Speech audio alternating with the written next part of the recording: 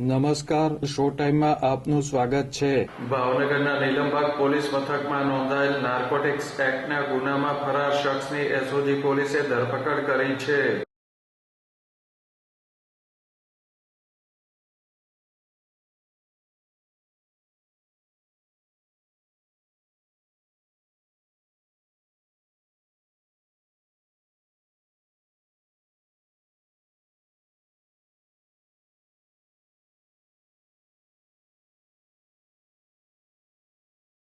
SOG police શહેરના કુંભારવાડા વિસ્તારમાં પેટ્રોલિંગમાં હતી. તે દરમિયાન મળેલી બાતમીના આધારે નીલમબાગ પોલીસ મથકમાં નોંધાયેલ નાર્કોટિક એક્ટના ગુનામાં ફરાર મહેશ પોપટભાઈ રાઠોડને મોતી તળાવ રોડ સ્મશાન પાસેથી ઝડપી લીધો હતો.